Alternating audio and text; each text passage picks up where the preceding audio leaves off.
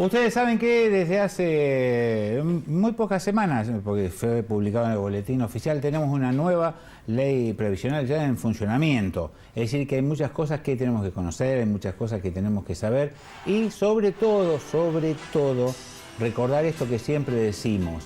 En general, los argentinos, desconocemos la mayoría de nuestros derechos. También es cierto que solemos desconocer gran mayoría de nuestras obligaciones. En este caso puntual, saber cómo ha transcurrido tu tiempo laboral, si tenés los aportes al día y todo lo demás, es fundamental para que estés tranquilo, para que no esperes a último momento, ganarle el tiempo. Nosotros te invitamos que lo haga con la doctora Silvana Colarte, porque como decimos siempre, en la ciudad y en la región hay muy buenos estudios jurídicos, no le quepa la menor duda, muy buenos abogados, no le quepa la menor duda. En el aspecto previsional nosotros tenemos la suerte que nos acompaña la mejor, la doctora Silvana Colarte. Silvana, beso grandote, saludos a Juan Carlos, saludos a las chicas. Seguimos con el doctor Ramiro Mitre. ¿Verdadero o falso? Seguimos porque se nos está yendo volando. Seguimos. ¿Verdadero o falso, doctor Mitre? ¿Hay más casos en las grandes ciudades que en el campo? Falso. No tiene que ver. Falso, sí. Hay la misma cantidad de casos. En ciudad, en el campo. Si bien es cierto que la mayoría de las investigaciones están realizadas en las ciudades, hay un menor número de investigaciones realizadas en comunidades rurales, en otro tipo de lugares más alejados de las ciudades, y el nivel de prevalencia es exactamente el mismo. Yo tomé esto porque uno de los detalles que indican del crecimiento de los casos del espectro autista en el mundo es la contaminación. Entonces digo, bueno, contaminación, grandes ciudades, campo nada que ver. Busqué por otro lado y ahí la pregunta. Tercero, ¿verdadero o falso? ¿Verdadero o falso, doctor Mitre? ¿Las mujeres autistas o las mujeres con autismo son menos adaptables que los varones? Hace unos 20 años te hubiera respondido verdadero, hoy te respondo falso. Y esto tiene que ver con cómo va cambiando la definición. Me está haciendo quedar, te digo. No. Es muy interesante y aparte para derribar muchos mitos que hay con respecto al autismo. Hace un tiempo se creía que, a pesar de que el número de mujeres era menor, la intensidad de las características era mayor, como que era más severo cuando aparecía el caso en una mujer. Hoy sabemos que no, que esto no es así, que tenemos el mismo nivel de manifestación de síntomas. E incluso hay algunas investigaciones que señalan que en las mujeres se nota mucho menos y que hay muchas mujeres que llegan al diagnóstico en edades adultas, y que la mayoría de sus características se fueron solapando con el tiempo y que no han llegado, por eso no han podido llegar a un diagnóstico en edades tempranas, como que se hace menos visible o como que es más fácil más difícil, digamos, de encontrar estas características de autismo en mujeres. ¿Verdadero o falso? Las personas con autismo, acá la pregunta dice los autistas, tienen un sentido, ¿no?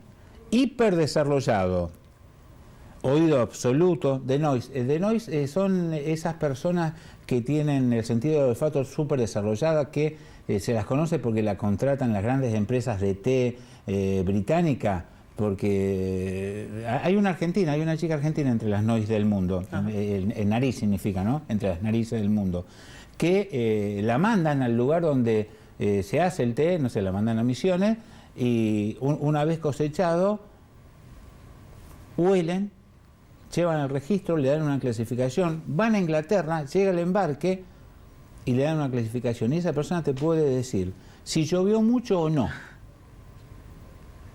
si fue cortado en tiempo y qué porcentaje. No, son impresionantes. Bueno, la pregunta, contaba esto como una anécdota porque me preguntaban por qué de noise. Repito, ¿es verdadero o falso, Ramiro, que las personas con autismo tienen un sentido hiperdesarrollado? Es verdad que tienen un sentido desarrollado de manera diferente. En general, antes hablábamos de las diferencias entre los cerebros. El cerebro de una persona con autismo procesa los estímulos sensoriales de una manera diferente. Y hay 4 posibilidades, digamos, cuando los terapeutas ocupacionales que además tienen que estar especializados en integración sensorial, hacen evaluaciones para ver cuál es el perfil de procesamiento sensorial de la persona, pueden encontrar cuatro posibles configuraciones. La persona puede ser hipo o hiper reactiva a los estímulos, o sea, puede sentir por de más o puede sentir de menos. Hay chicos que, antes decíamos, tienen hipersensibilidad auditiva, entonces ruidos que para nosotros son imperceptibles, a ellos quizás les lastiman los oídos.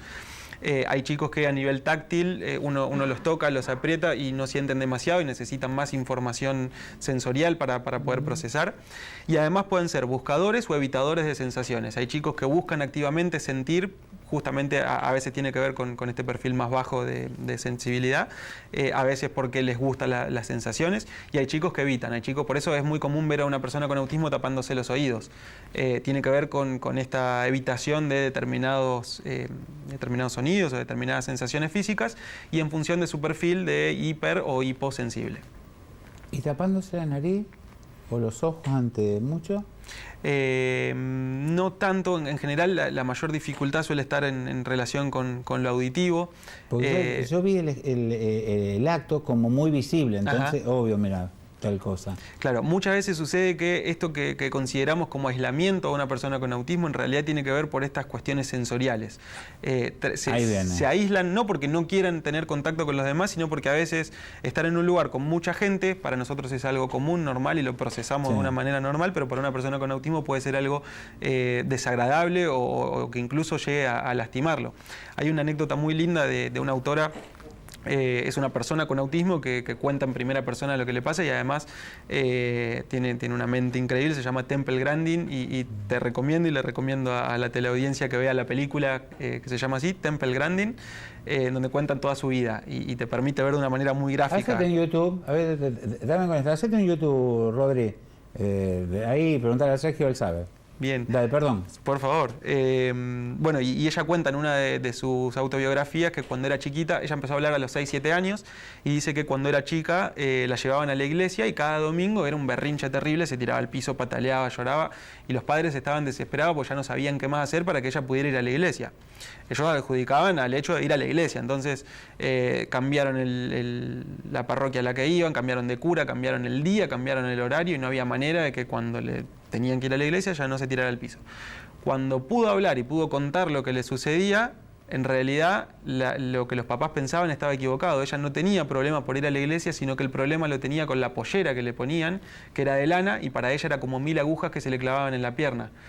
Entonces, a veces nosotros hacemos interpretaciones de lo que le pasa a una persona con autismo sin saber, y podemos cometer errores graves, como por ejemplo que una persona le esté pasando mal físicamente, y como nosotros no procesamos los estímulos del mismo modo, no le damos la trascendencia que eso puede tener. ¿Y cómo esta señora pudo escribir y demás? ¿Deja de ser autista o sigue siendo...? El autismo acompaña a la persona a lo largo de toda su vida, entonces uno no se puede sacar la condición. Es como que yo quisiera dejar de tener mi estatura. No se puede, sí, me puedo cortar las piernas, pero la estatura va a seguir siendo la misma, ¿no? Claro.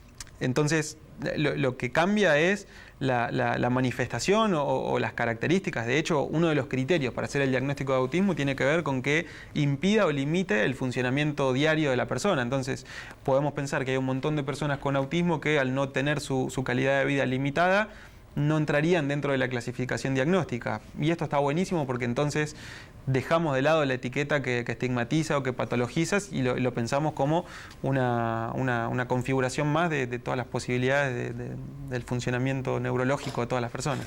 Esta es continuidad de la anterior. ¿Verdadero o falso?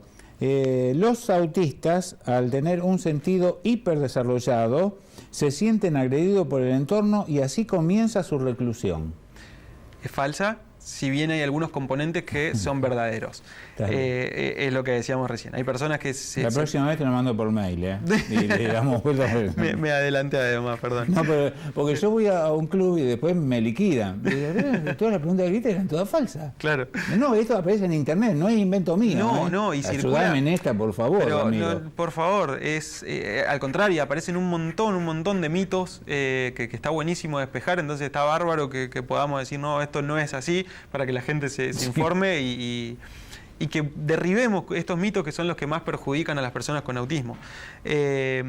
A ver, el hecho de que los estímulos se procesen de manera diferente, obviamente va a generar que la persona actúe de manera diferente en sus distintos ambientes.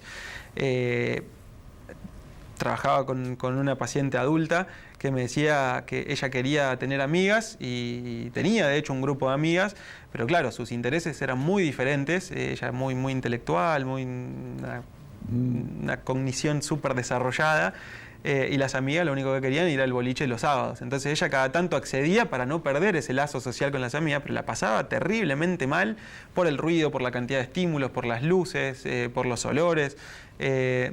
Entonces, muchas veces son las personas con autismo las que tienen que hacer un montón de esfuerzo para adaptarse a las situaciones, y no nos damos cuenta nosotros que a veces por hacer mínimas modificaciones podemos hacer que la vida de una persona con autismo sea más fácil. No les costaba nada a los amigos decir, bueno, no, hoy nos vamos a quedar en casa, venite vos con nosotros, así podemos estar más tranquilos en lugar de ir todos los sábados al mismo boliche.